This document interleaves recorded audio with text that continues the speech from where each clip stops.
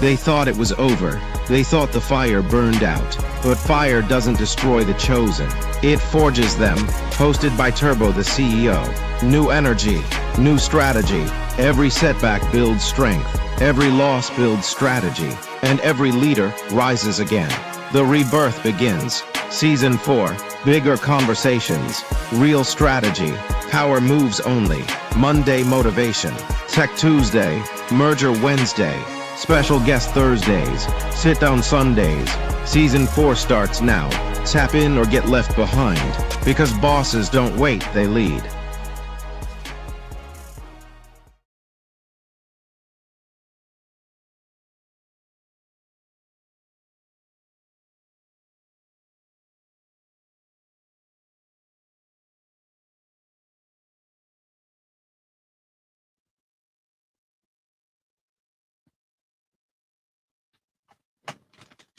Test, test, test. Oh yeah, we good. We are on and popping. Yes, yes, yes. Yes, yes, yes, yes, yes, yes, yes, yes, yes. Welcome, welcome, welcome, welcome. Welcome to the Final Boss Podcast, Sunday night edition. Sitting down with yours truly. Sitting down with the Final Boss. That's me, right? This is episode number 202. Man, this is the season of the rebirth. Season of the rebirth, man. Let me tell you. It is off to a great start. Hey, what's up, Dollar Bills? I see you. I see you. Who's that? There's Leopard Dot 448. I see you. I see you. Who else is on here, man? I see Shakandi. I see the beautiful Andrea, the incomparable Andrea. Let me tell you. Man, that's some good stuff right there. Oh man, I gotta follow it up with some good water.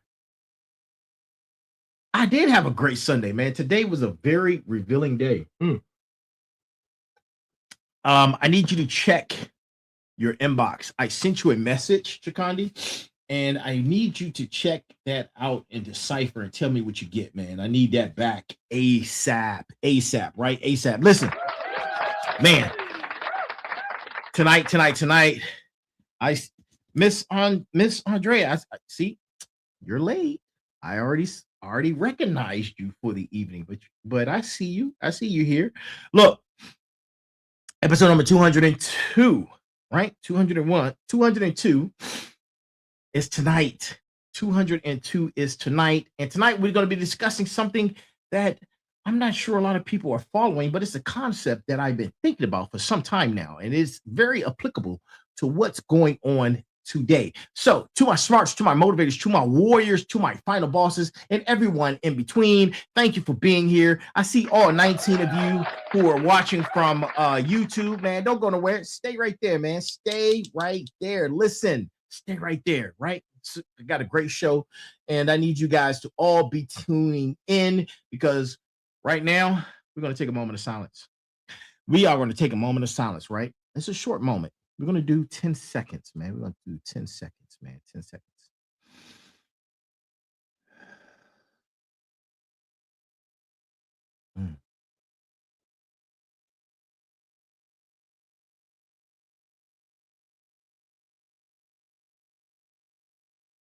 You hear that?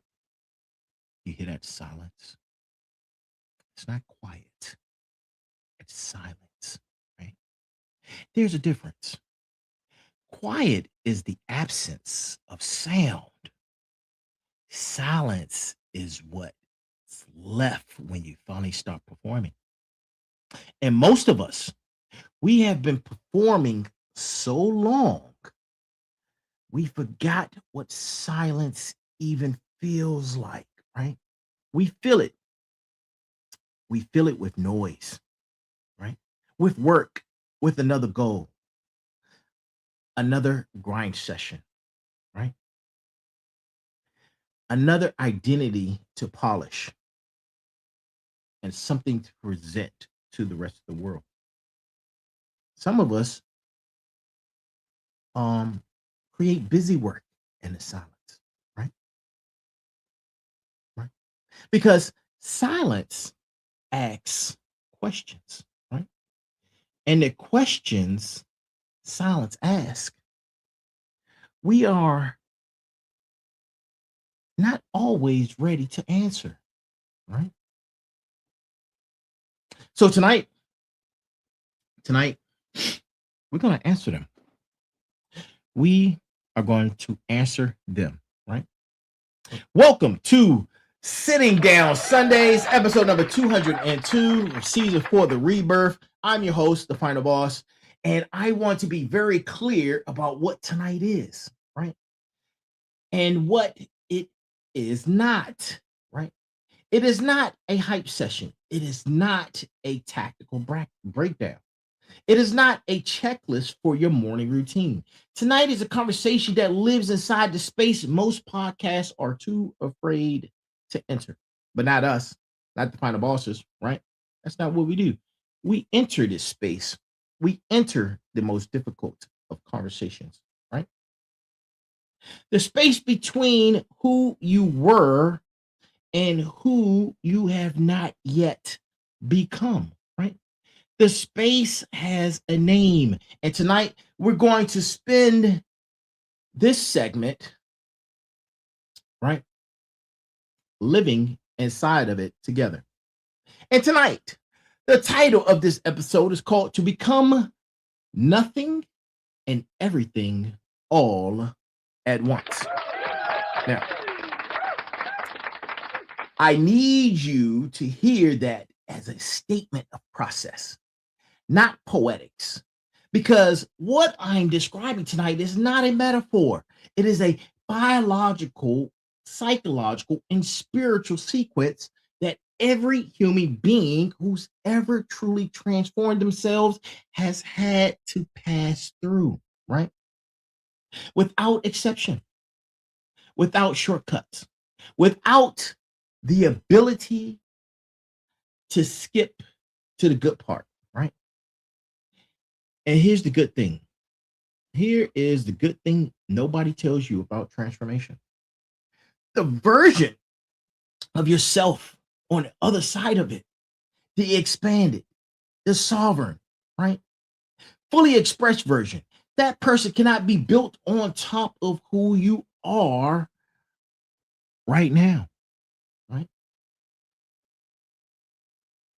It can't. Which means something has to come down first, right? Something has to go, something has to die. And that is uncomfortable to say. It is even more uncomfortable to live through because when things start falling away, titles, roles, relationships, certainties, it does not feel like preparation.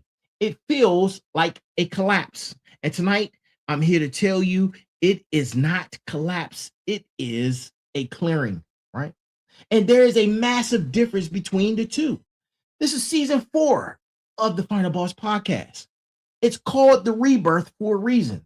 That word was chosen with precision, not the restart, not the comeback, not the next chapter, the rebirth. Because a restart implies you pick up where you left off. A comeback implies something was taken from you.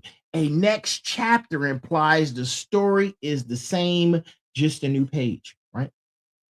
A rebirth implies that what emerges is fundamentally different from what went in. That is what this season is all about. That is what this episode is all about, right? And if you have been feeling the dissolve here lately, if you have been in that uncomfortable middle space where the old you doesn't fit anymore, where you try to put that square into that circle and it's not working, right? The new you hasn't fully arrived yet. And that's what this episode is all about, right? So tonight, we're going to jump right in, right? And we're going to jump together, right? So stay with me. Stay with me. Don't go nowhere. Stay with me, right? This is Sitting Down Sundays, right? And if you are new here, welcome. Pull up a chair because this episode is the one you don't want to skip. And listen, we're here every Sunday at 9 p.m. live Eastern Time. And for all of those who are new here, listen, good morning, good afternoon, good evening, and good night. And remember, this is for entertainment purposes only. Okay? Like I was saying, 9 p.m. Eastern Time live. Man, this is a live show, right? And we do something different from the rest of the week, right? Mondays through Sunday through Thursday, right? Sunday through Thursday. We start off with tonight, right? Sitting down Sunday. Then we move on into Motivation Mondays. And then we do Tech Tuesdays with the Sensei. And then we have Merger Wednesdays, right? And then we have special guest Thursdays, right? And all of those shows are about being in the real world, and we are doing the real work, right? But Sundays is special, man. Sundays is we sit here with no guests, right? No panel, no external expertise, just me and the mic, right? Me and the mic, and this chair, of course, right? And this big bright ass sign that's behind me. And we're here to do the interior work. That does not get a standing ovation, right? Sitting down is where I go inward, right? And I invite you to go inward with me, right? This is season 4, the Rebirth. And if you missed episode 201 this past Thursday with my brother Frank Zakari, he's a 5-time #1 best-selling author, co-founder of the Trust the Process marketing program with 17 consecutive #1 campaigns. Go back and get that episode, right? Frank brought something rare to the mic, and it wasn't just strategy. It was crafted, right? He brought the evidence that built things that last. That was the season opener, right? That was the foundation being poured, and tonight is the first wall that we put up. Now, let me tell you what we're going to talk about, man, because we're going to cover a lot of stuff tonight, right? We're going to excavate the identity, specifically how it goes assigned before we get old enough to question it. We're going to walk through what I call the dissolve, the biological, the psychological process of becoming undefined between versions of yourself. We're going to reframe the void, become the way most people have been taught to think about the void and what they see it as, because it's completely backwards, right? We're going to distinguish ego death from defeat, because those two things are not even the same category, and the confusion between them is costing people everything. We're going to expose the identity trap, the pattern of escaping one label and immediately constructing another. We're going to move into architecture, how to actually build from cleared ground, then the blueprint, the vision, the cost, and the letter, right? This whole segment, that's what this is about. And through this through line, right? I want you to understand something. You cannot pour wine into an old whiskey barrel, right? You cannot build an empire on a foundation designed for a smaller life. You cannot become who you are supposed to be while still carrying the full weight of who you were told to be. Something has to clear. Something has to open. Something has to, for a moment, become nothing, right? Listen, I've lived it. I'm living it. And I'm not talking about it from the comfort of the other side, right? I'm talking about it from the middle of it as it stands right now, which means this conversation is not theory. This is a testimony, right? And we get ready to get right into it, man. We get ready to start with the brass tacks of the evening. And listen, tonight's brass tacks. If you're new here, right? Every episode, we have a brass tacks, right? And every episode of Sitting Down, we usually open with what we call what I just told you, right? It's not a warm and fuzzy inspirational line for the vision board. It's a surgical strike, a single sentence that cuts through the noise and puts the blade of the whole conversation directly to the table. And those of you who've been here for a while, you know what I'm talking about. But I'm explaining for those newcomers, right? what the brass tacks is, right? And tonight's brass tacks comes from Carl Jung. The privilege of a lifetime is to become who you truly are. Full stop. Right? The privilege of a lifetime is to become who you truly are. Right? The privilege of a lifetime. Think about that. Right? Notice how he chose to call it. He didn't call it a task. He didn't call it a challenge. He didn't call it assignment. Neither did he call it an obligation or responsibility. Right? He said privilege. Right?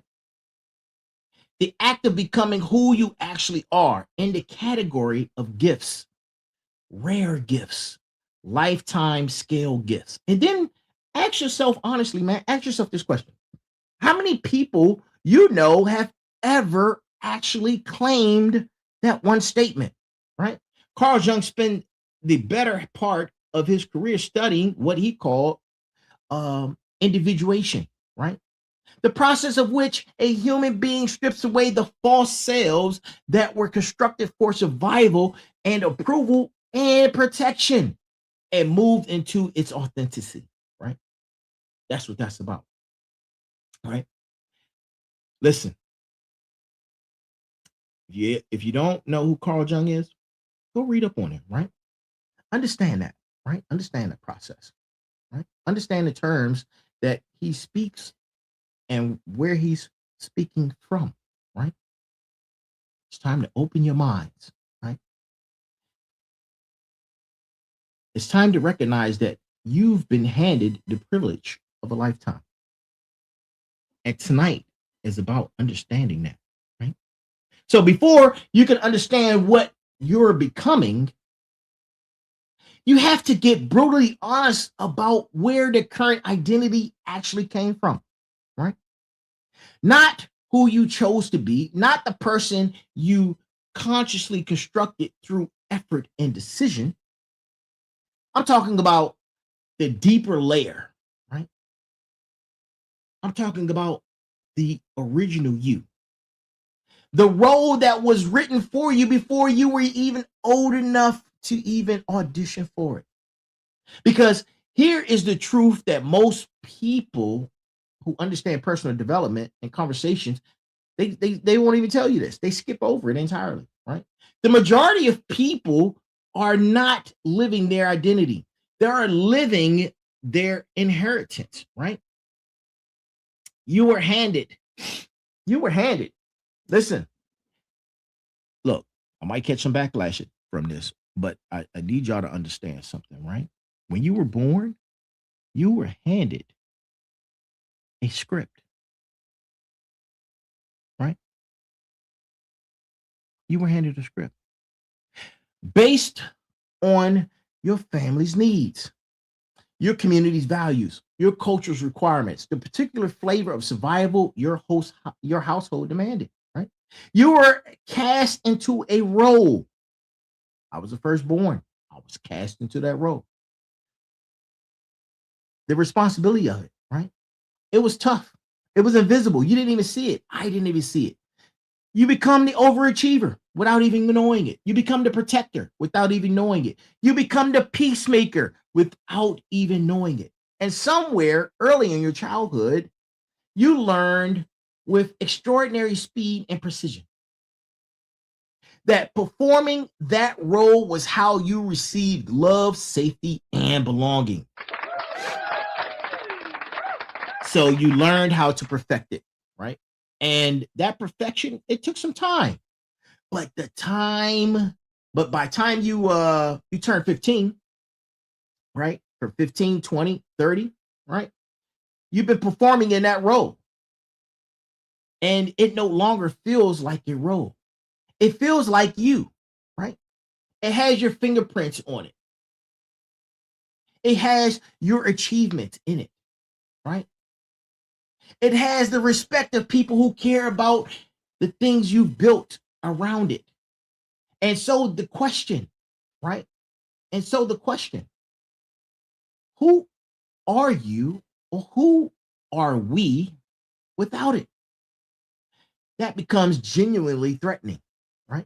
Because the honest answer is, I don't know. I don't have an answer for that, right? But I will speak authentically and specifically, right? I was the disciplined one. I was the protector. I was all of those things that I mentioned. I was the soldier, right? I was the one who showed up and did not break, right? And that wasn't by accident. That was a survival strategy, right? That became a calling, that became a career, that became a personality. And birthday in a week, that's who I became, right? I earned the identity with blood and time and sacrifice. And I'm not minimizing it one single second. But here is what I had to confront, right? I had built an identity around being needed in a crisis, around function under pressure, around being the one who carries what others cannot, right? I always say, man, I have the weight of the world on my shoulders, right? And that identity, as honorable as it may sound, or as it was, it had a hidden cost. It taught me my worth was conditional, that I was valuable when there was a mission, that the absence of the mission meant the absence of me. That is a dangerous way to be wired. And it is something that I had to understand because missions end, right? Careers end, titles expire. And when the external structure that had the identity together gets removed, you find out very quickly whether there is a self underneath it or whether the self was always just a structure in disguise that was built on something you perceived from your childhood. Right? That question, what's underneath, right? That's the excavation, right? And the excavation is where we begin in season 4, the rebirth, right? Because, listen, man, let me tell you, the rebirth is going to be something. I'm telling you, each episode, each segment, each show is about rebirth, right? Nobody prepares you for the dissolve. I relished and was in that space of the dissolve, right? I went through all those things. There was no mission, right? There were no titles. I had to come out of that, man. Let me tell you, right? And I want to be specific about what I mean by that word because I'm not using it loosely. The dissolve is not burnout. Burnout is what happens when you push too hard for too long inside an identity that fits. Burnout is a resource problem. You ran out of fuel, refuel, and you could go again, right? Most people don't refuel. Most people pour so much out that they're empty and they don't have people around them to help them refuel. And they don't know how to refuel themselves, right? The dissolve is something categorically different. The dissolve is what happens when the identity itself stops fitting, right? When that square doesn't fit into that circle anymore, right?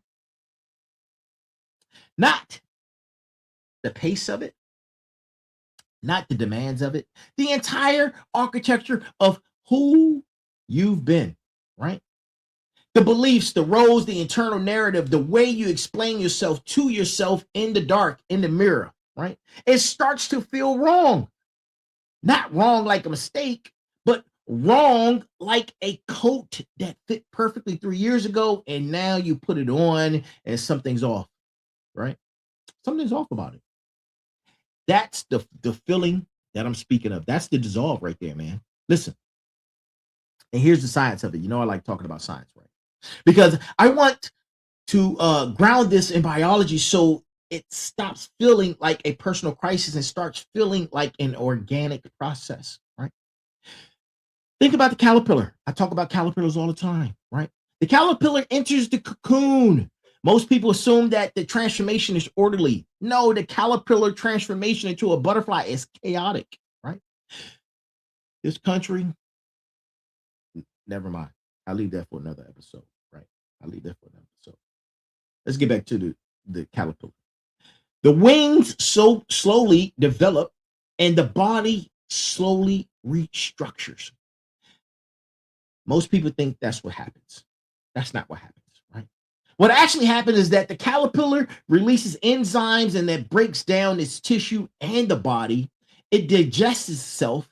It becomes at a cellular level an undifferentiated biological soup, right?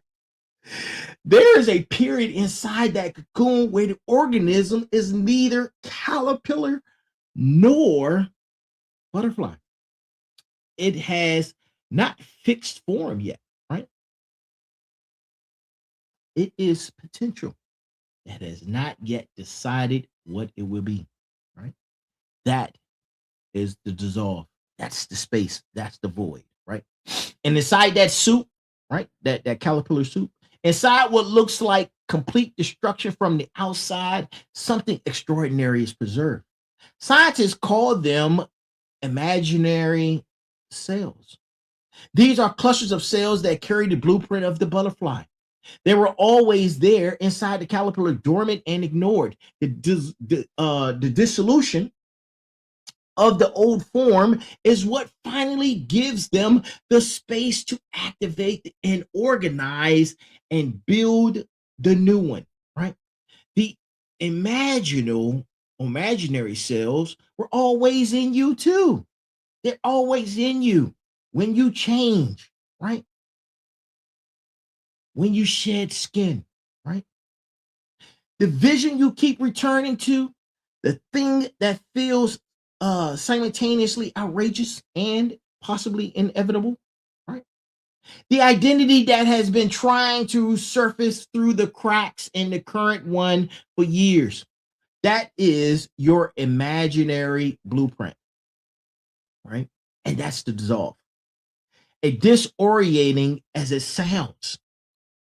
It is what creates the conditions for what you become in your final form, right?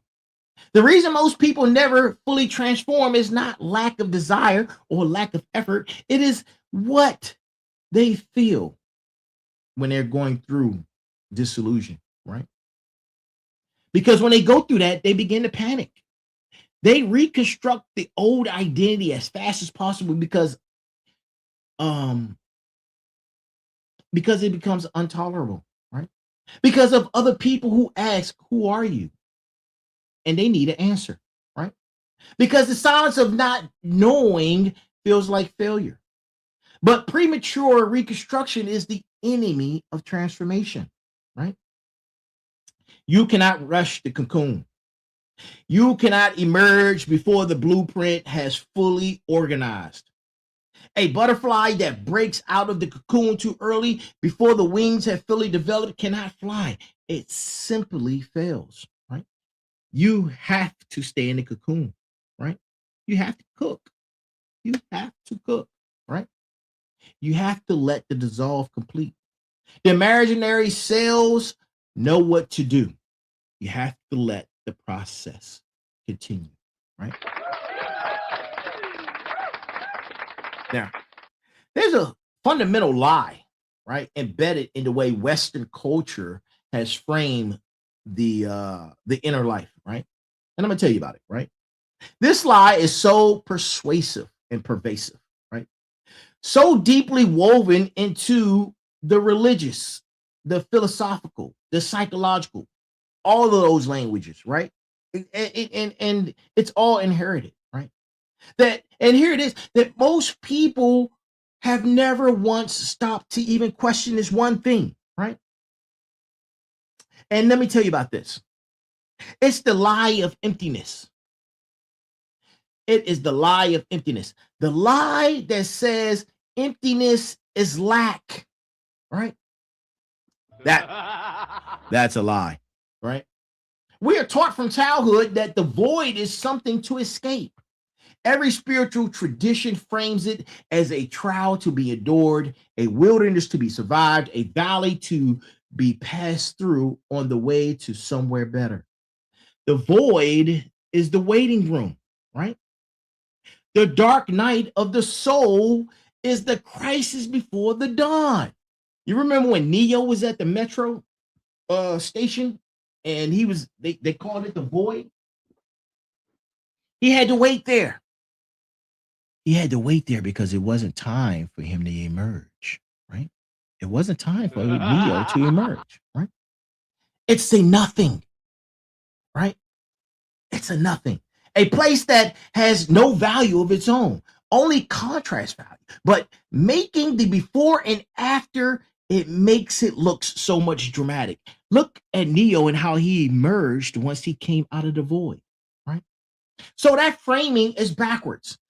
You want to talk about quantum physics? Listen, in quantum physics, we call it the empty space, right? We call it the vacuum. It's not empty at all. It is seething with what physicists like to call zero point energy, right? Virtual particles that are constantly flickering and fluctuations that represent pure potential in a state of constant creative activity, right? The vacuum is not absence. It is a matter that is fundamental in a pre-manifestation state. Energy that has not yet decided what it will form into, right? The most generative state in the physical universe is the state before structure. That is the void, and that's what you're standing in, right? When the titles are gone, when the role is unclear, when the missions no longer exist, when the resume no longer tells the whole story. When someone asks what you do and you pause a half second longer than you used to, that pause is not emptiness. That pause is potential that has not yet taken form. The pause is the 0 point. That pause is most creative state you have ever occupied, right? Listen, the mistake, the mistake, the transformation killing mistake is trying to fill it immediately, right? That's what most people do out of fear, right? Out of fear, right? The new job, the new title, the new community, the new framework to organize around yourself, right? Because silence is unbearable and undefined feels like failure. And we live in a culture that does not know how to honor that space, right? But a field does not become more fertile by being planted faster after the harvest. It becomes fertile by being left alone, right? By receiving the rest it needs to rebuild its mineral composition, right? By doing what looks like nothing while everything regenerates underground, right? The void is asking you one question, right?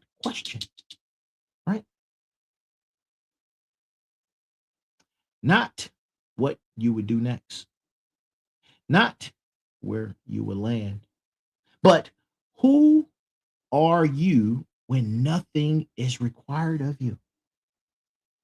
That's when you find out who you really are, right? That's who you find out when you know who you really are. What is that thing that persists when the performance stops? What do you return to when no one is watching and no outcome is attached? That answer, that quiet, that persistent frequency, right? That persistent frequency that has been running beneath every role you've ever played. That is not nothing. That is everything, waiting for you to stop being busy long enough to hear it. A lot of times it's what parents go through when the children leave the home. They don't know what to do. A lot of parents, right? I'm telling you, man, that's the void. That's when you find out who you really are in that space, right? Now, I want to make a distinction that I believe is the most important thing that I'm going to say on this mic for season 4, right? Because I don't want there to be any confusion on two things, right? We talked about ego death and kill the ego. And we talked about defeating the inner me, right? It's what keeps capable, battle-tested, intelligent people locked inside identities that have already expired because they keep retreating back to that, right? Defeat is external. Defeat is what happens when the world overpowers you, when circumstances win and you lose, when someone or something takes something from you that you could not protect. Defeat has an opponent, right? Defeat has a scoreboard. Defeat arrives uninvited and leaves a mark, right? Ego death, on the other hand, right, is none of those things. Ego death is an act of sovereign will. It is the conscious, deliberate decision to lay down a version of yourself, right? Not because it failed you, but because you have outgrown it, right? Not because the world forced you out of it, but because your own growth made it too small to live in any longer, right? Understand what the ego actually is before listen. You have to understand it before we go any further. You must know what it is, right? You must know what it is. And I'm not using that, and I'm not saying it in a form where I don't know, man. Let's see. It could be used. I'm using a synonym, synonym. Sorry about that. A synonym in place of it, right? In place of arrogance, right? We're not talking about arrogance. We're talking about the ego. And this is and we're going to be talking about it from a precise psychological sense, right? It's a narrative of self, the story you tell about who you are, assembled from memory, right? Identity, role, and social reflection. It is the operating system that creates continuity between yesterday, right, and today. It's necessary, it's functional, and without it, you cannot operate in this world. But operating systems, they become obsolete. I spoke about that in season 3. When you need to upgrade the OS, right? When you're running a version of yourself designed for a life you no longer live, you're still running on that old OS, right? You no longer hold on to those things, man. A relationship that no longer exists, a mission already completed, that operating system is trying to protect you, right? It's trying to protect you, but it's limiting you, like Windows 10, right? It's running in the background. It's running processes in the background, and it is draining resources. You want to? Some people want to know why their phones get so hot sometimes, right? You got to upgrade. It's time to upgrade, right? It's making decisions based on threat assessments, right? From a context that no longer exists or applies. The warrior keeps fighting a war that ended. That warrior isn't brave. He's stuck, right? And laying down that sword specifically, right? Or choosing to lay it down after the war has been won. That's not weakness. It is the intelligence to read the room and understand that the next phase of the mission requires tools that soldier currently does not carry. You got to read the room, right? And to my smarts, to my motivators, to my warriors, to my final bosses, right? I want to speak to you guys, right? Especially to the veterans, right? My veterans out there. Because Frank touched on a lot of things on episode 201 from a veteran's perspective, right? Some of those things touch me really because, I'm near and dear to my veterans community, right? But there's particular tension in the military culture right now that rarely gets called out, right?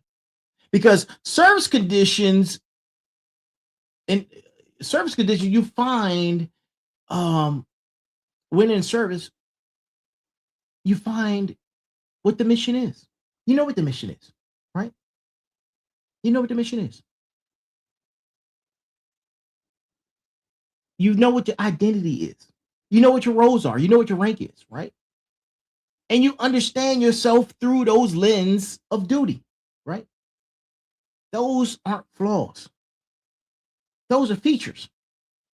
They keep people alive in combat and functional under pressure. But they make the transition extraordinarily difficult because the military identity is not just a job, it is a total architecture. It is a language, community, purpose, structure, and self concept all in one. And when it ends, right? Even when you choose for it to end, the ego does not know what to do with the silence. That's disorientation, right? That's disorientation. And that's not defeat, right? It just needs to be renovated, right? The old identity graduated. That is the only thing I can say about that, right? The old identity graduated. And the graduation requires you to leave the building and go do something new, right? Now, now, now we get to the trap, right? Because the trap is sophisticated. It looks like progress. And it catches almost everyone who makes it through the dissolve, including people who should know better, right? And here's how it works. This is the trap, right? You survive the void. The clarity starts coming back. The imaginary blueprint begins to activate.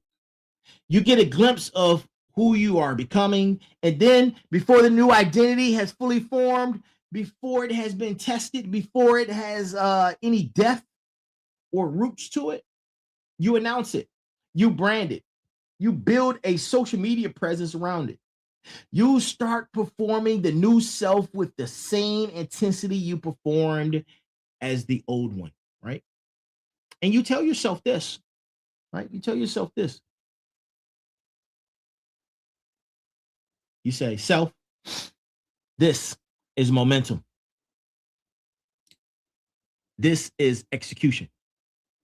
This is the new me in motion. But that's the trap. That's the trap, my friends. Because what you have done is interrupted a formation process by turning it into content. You have taken something that needed to grow in the dark and dragged it into the light before it had roots. And things that are poured into the light before they have roots,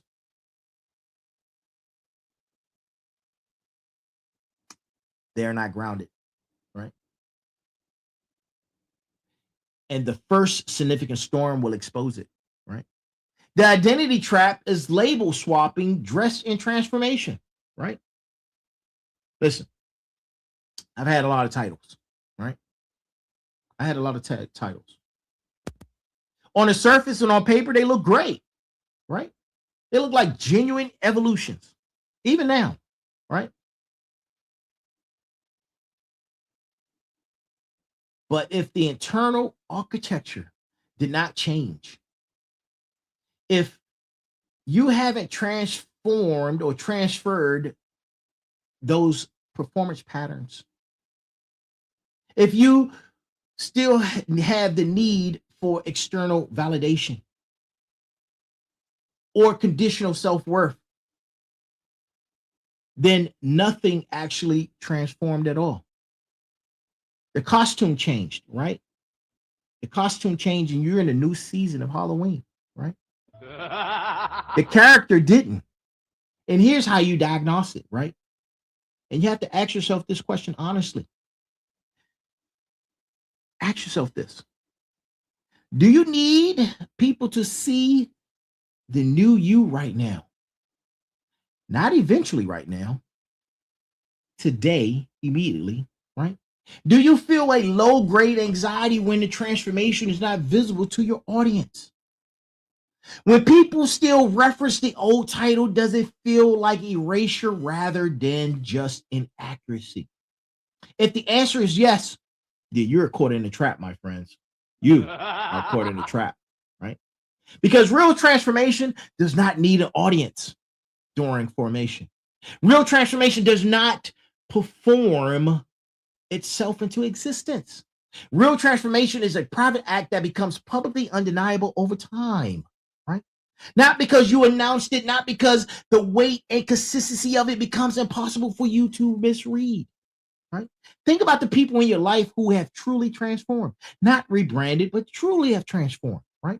When they walk into a room after they change, they felt it before they said a word. Something settled in how they occupied space, something that did not need your confirmation, right? That settledness takes times to build. That's what happens in the cocoon, right? It can't be rushed into existence by announcement. You can't go from the caterpillar to the butterfly rushed. You're going to fail. You won't have wings. You won't become beautiful, right? That work is what this season is about, right? We must become the thing. I said in season three, the reckoning was the pursuit.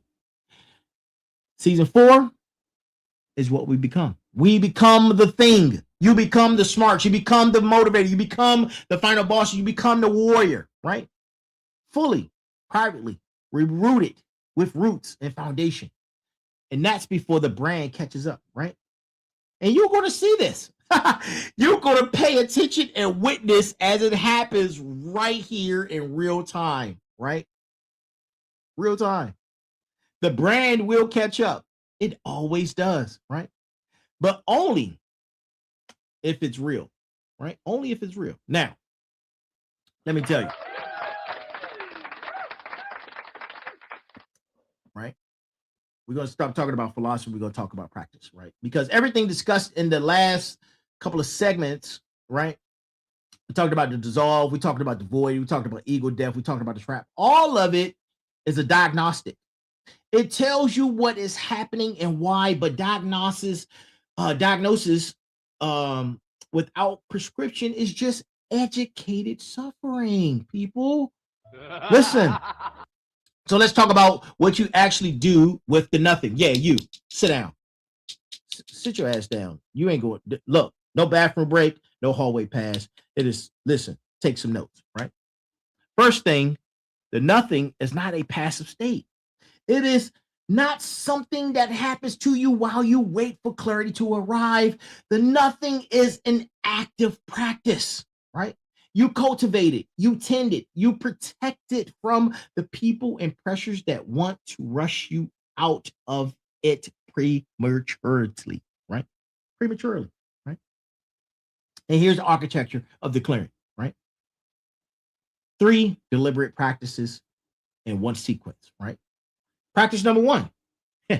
You know, I'm going to tell you, you need to audit. You need to audit. You need to audit, man. Identity audit. Get a sheet of paper right now, right? Don't use your phone. Get a sheet of paper. Write down every label you currently carry, right? Every role, every title, every identity category you belong to. Don't filter it out. The whole inventory. If you're a mom, put that on there too. If you're a dad, put that on there too. If you're a first cousin, put that on there too, right? That's a title. Then go through each one and ask 3 questions. Did I choose this? And be honest. Did you choose it? Right? Did you choose it? Or was it assigned? Right? Does this label expand me or contain me? What would I lose socially or eternally if I release it? Right?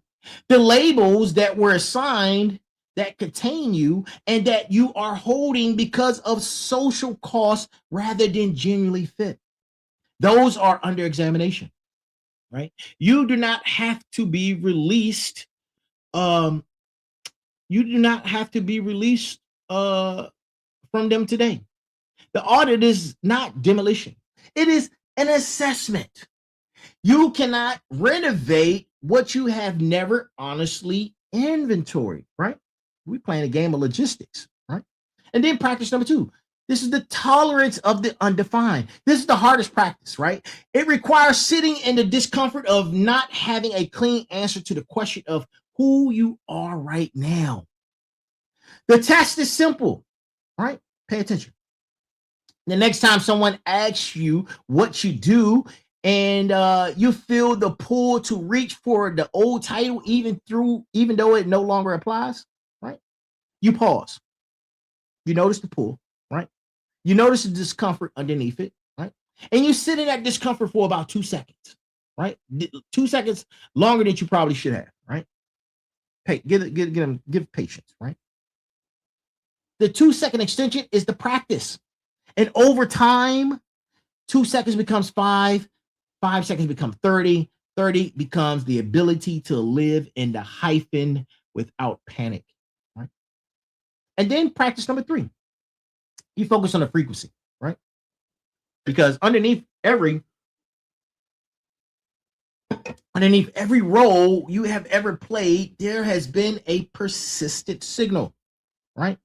A set of questions you return to, a type of problem you cannot stop wanting to resolve, a mode of engagement that makes time disappear. That frequency was present in every version of you, right? Running quietly beneath the performance. In the cleared space of the nothing, that frequency becomes audible for the first time without the noise of the role competing with it. Write that down, right? Write it down when you hear it, not as a plan, but as an observation. What I am drawn to when nothing is required. What keeps surfacing, right? That is the seed. That is the blueprint. That is the imaginary cells we've been talking about since the beginning, right?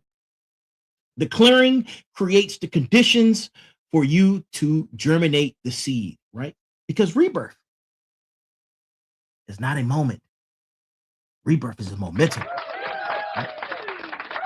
The culture we live in, the viral culture, the highlight reel culture, the overnight success narrative culture has thoroughly corrupted the way people think about transformation, right?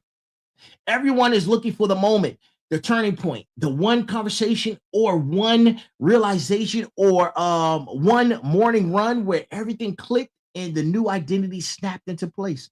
It doesn't work like that, right? That moment does not exist, right? Or more precisely, it exists as a retrospective construction, right? You look back from established change and the identity and the inflection point, right? That feels like it was the cause, but it was not the cause. It was the visible crest of the enormous wave that had been building underwater for months or years before anyone even saw it, right? Rebirth is the accumulation of small sovereign choices made consistently, compounding over time until the delta, right? The delta between who you were and who you are becomes undeniable. Every day you choose the new orientation over familiar comfort, the wave grows. Every day you resist the pull back into the old identity, the new one gains ground. Every day you act from the blueprint instead of the inheritance, the architecture becomes more real. Not glamorous, right? Not glamorous. Right? Don't make good content in real time, right? But it will make extraordinary people in the long arc, right?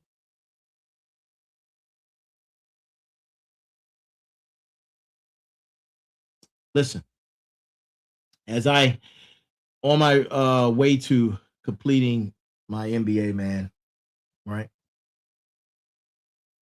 It's closing a chapter, an academic chapter, or one part of it, right? That was disciplined and strategic, right? It's preparing me for the next level, right? It's preparing me for the next level. It's positioning me, right?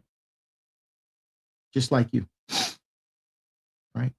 That expertise is being built right now in the field that will define the next couple of decades of who you are, right? Let the seeds germinate, right? The things are being built right now, right? The things are being built right now. All of it, right? Everything that you're doing, every single thing, right? Treat it like a blueprint, not as a vision board, not a manifestation exercise. Treat it as operational architecture for a life being built with full intention, right? Every brick in that architecture that you're building was made possible by declaring. You cleared the field, right? Nothing made room for everything. The void made room, right? Now, I want to paint a picture for you, right? I want to paint a slight picture for you. Oh, I got a couple minutes. Um, hmm. Um,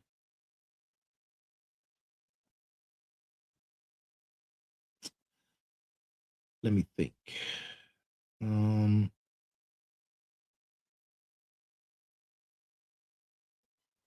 hmm. You know what? We might go over. Hmm. We might go over, people. But stay with me, right? Stay with me. Something I want you to know about this show, right? This show does not sell you a version of transformation that leaves an invoice for you, right? So let me tell you what all of this is going to cost. And I'm gonna be honest, specifically, right? And the first cost is relational, right? When you change at the level that I'm discussing tonight, when the actual core of who you are begins to shift, you're going to notice some relationships cannot make the crossing. As they say, you everybody can't come with you, right? When the actual core of who you are, right?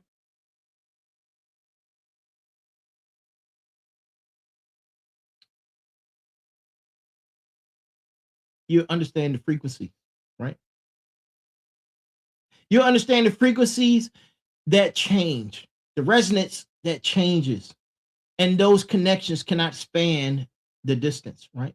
People who love the old you, who built their understanding of you on the version that is dissolving, will sometimes experience your growth as a kind of abandonment, right? Because the you they knew needed things from them, and that new you no longer needs them, right? That gap is uncomfortable, and it can be uncomfortable for both parties, right? You were going to lose some people, not all of them, but some, right? And the ones you lose, even when the parting is mutual, civil, and even loving, leave a specific kind of silence that is different from the productive silence of the void. That one is just loss. You name it as loss, right? You grieve it and you keep moving, right? The second cost is the eternal one, and it is ongoing. The ego does not surrender in a single session. It is not defeated in one breakthrough conversation, right?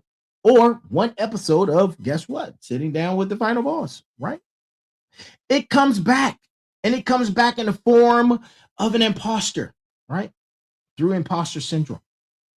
In a voice that appears at 2 a.m. when the room is quiet and the performance of the day has ended, asking who exactly you think you are. I Mine asks me this question all the time. Sometimes I just tell them to shut up, right? Right? Just someone who decided to call themselves those things and is hoping the world doesn't notice the gap, right? The voice is not wisdom. It is the old operating system running a defensive program, right? But it sounds like wisdom because it uses your own voice and your own memories. And guess what? It knows your history. It knows your insecurity, right? Talked about it. Go check it out in Go Time All Aboard the Fire of Train, right? You have to learn to hear it clearly enough to identify it and dismiss it without letting it stall you. The third cost, of course, is time. The lag between planting and harvest. We live in an immediate result culture. The gap between action and feedback has been compressed by technology to the point when people have genuine neurological difficulty tolerating the lag time that serious work requires, right?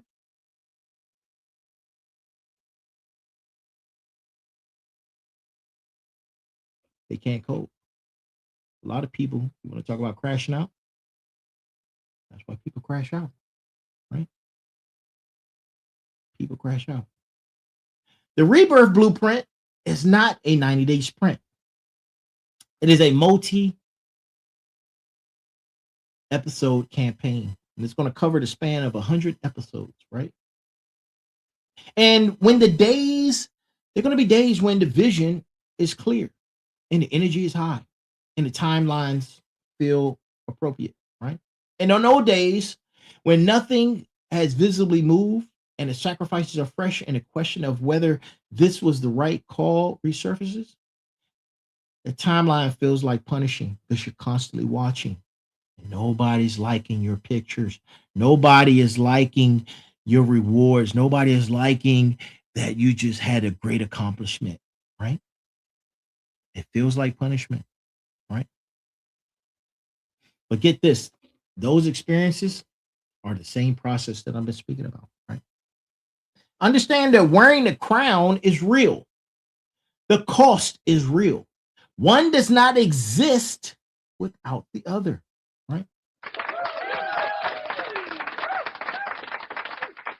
And now listen, I want to do something different real quick, man. As this is the first solo segment of the season, right? For the new season, season 4. I want to do something different. All right. Pollen was really hot today, man. I was outside earlier, man, and my nose is itching like crazy. And I got the sniffles, man. The pollen is crazy. That's weird. So bear with me, right? This is something I've never done on this format, right? On this podcast. And I want to invite you guys to do it with me, right? We're not talking about on social media. We're talking about right now, right? Wherever you are, right? I want to read something to you. I want to read something to you. And it was a letter to myself, right? One of those conversations that I had with self, right? When we're talking about ego of self, identity of self, right?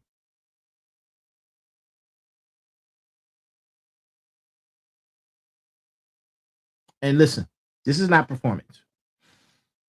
This is the actual interior work of the rebirth. The formal acknowledgement of what was, right? So that it does not have to be dragged forward into what is coming.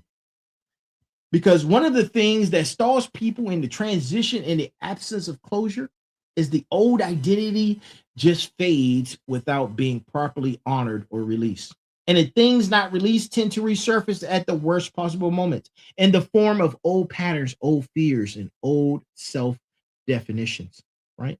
And it hijacks your whole process. It hijacks your upload of your new OS, your new operating system. right? And it defaults back to the old operating system, right? And here it is, man. Here's a letter, right? Here it is. Bear with me. To the one who held the line when no one else could, right? I need you to know that I see the full weight of what you carried, not the version of it that gets talked about, right?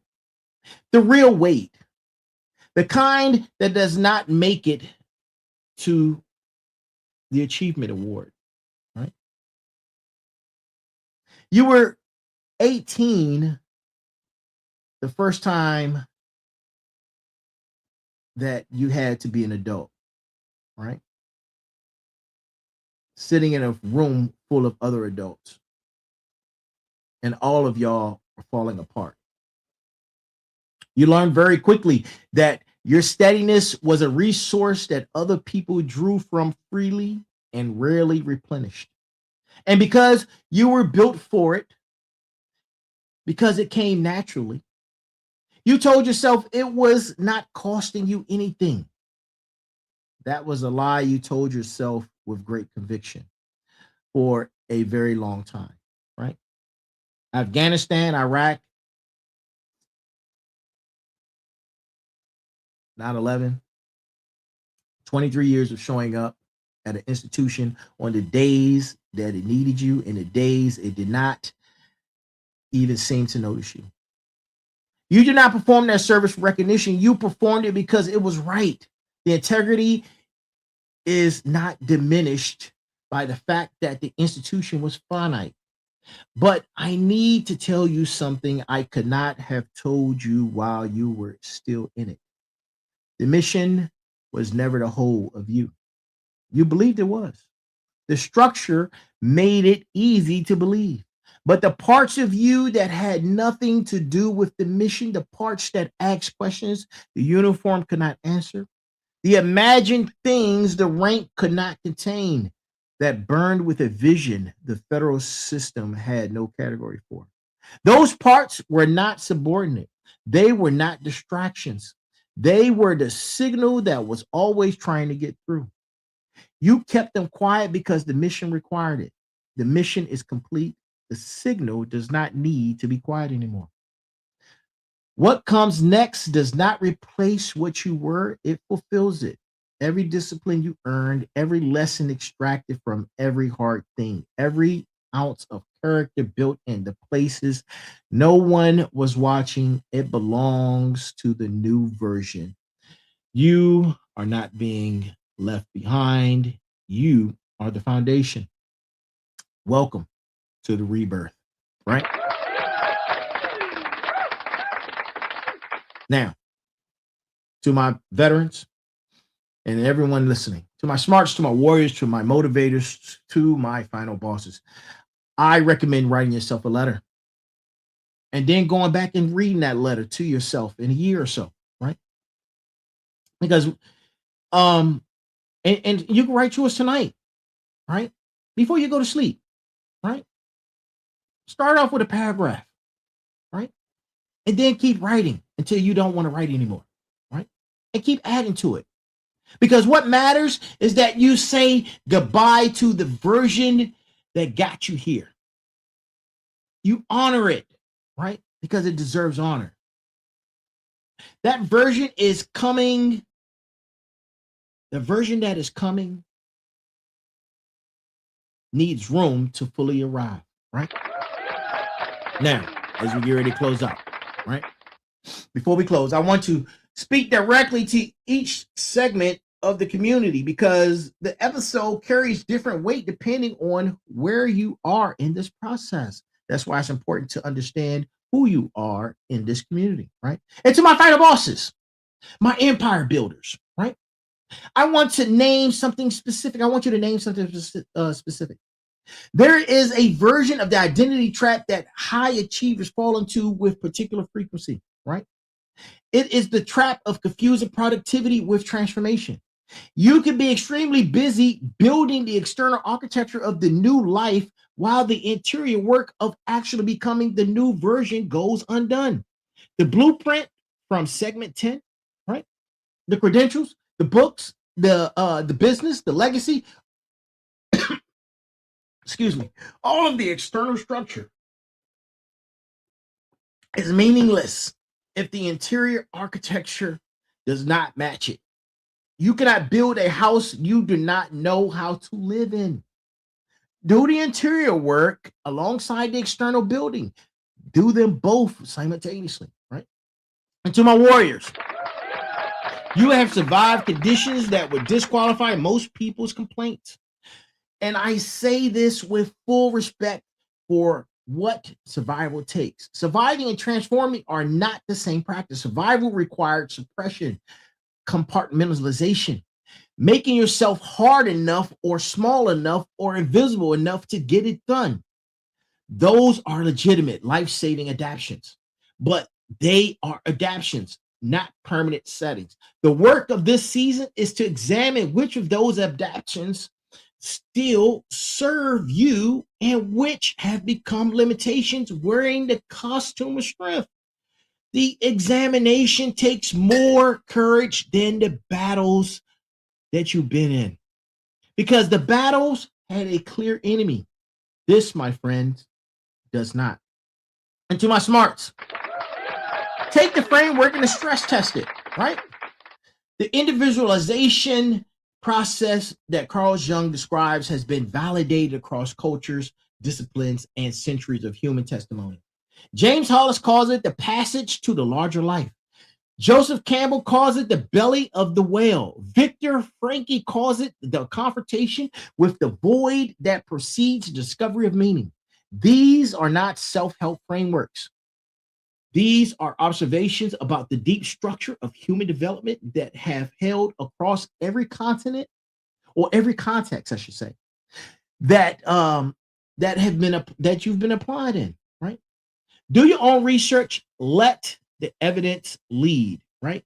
Let the evidence lead. And to my motivators, lastly, the coaches, the leaders, the people whose calling is to help others become more than they currently are.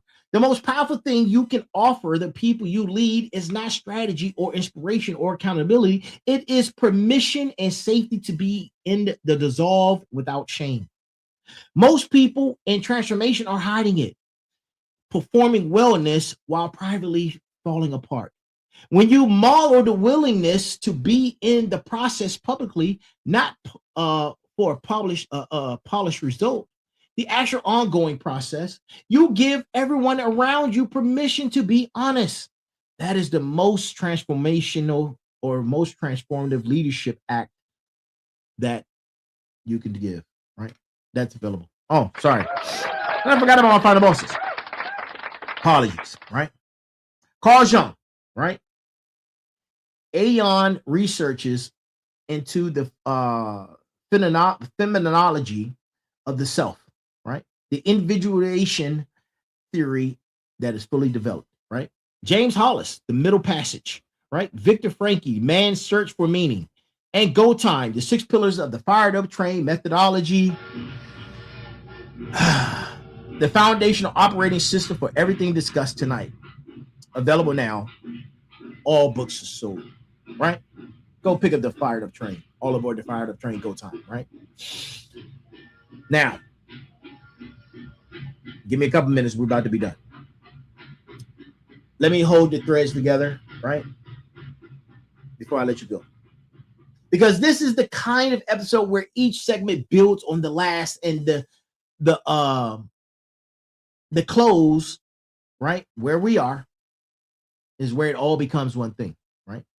We started with an inherited identity, a script handed to you before you had the language to question it.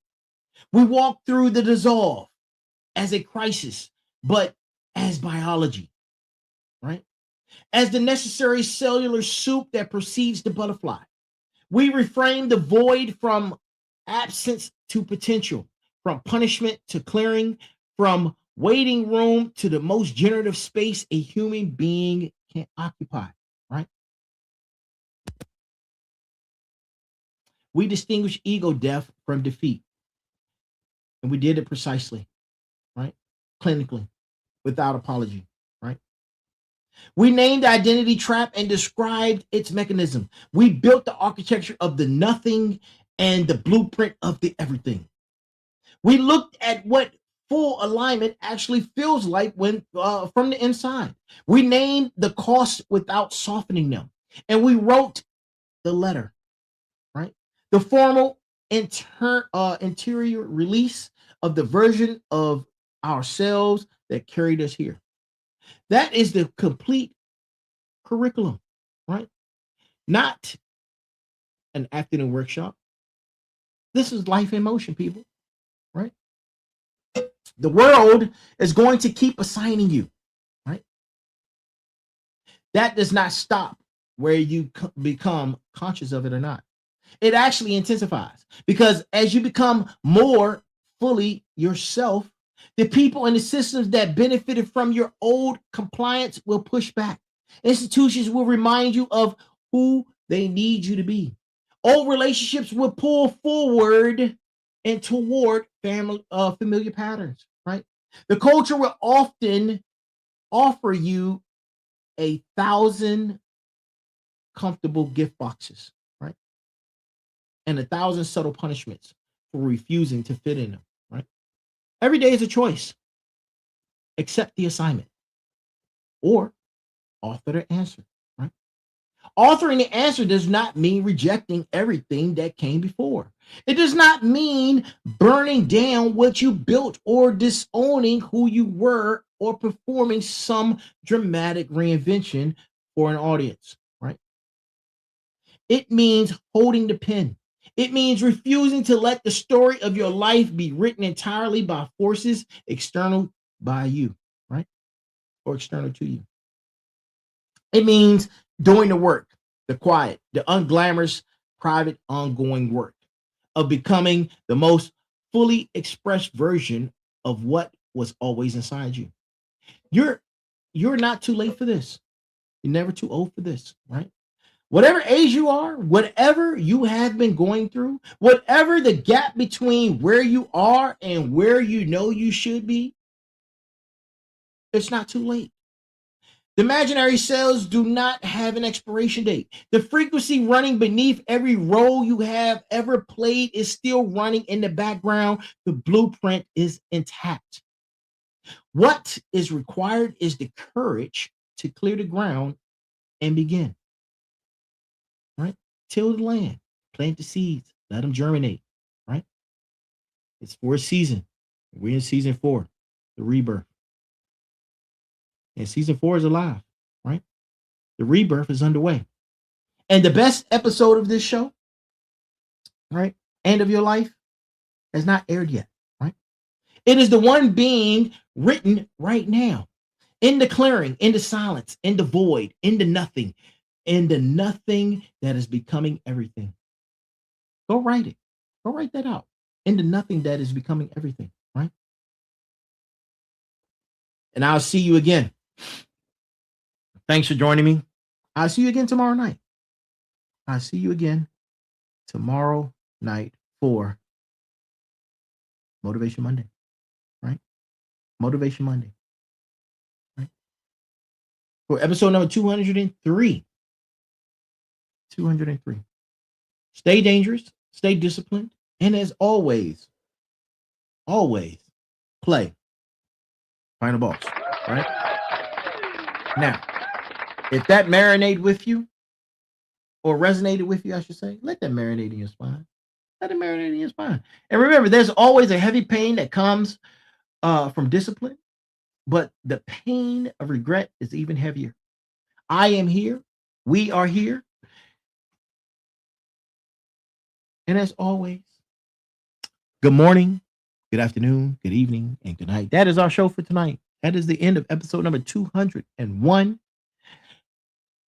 Good morning, good afternoon, good evening, and good night. And as always, be balanced, be equal, and be smart. That is our show, ladies and gentlemen. Thank you for joining me. Y'all have a great night.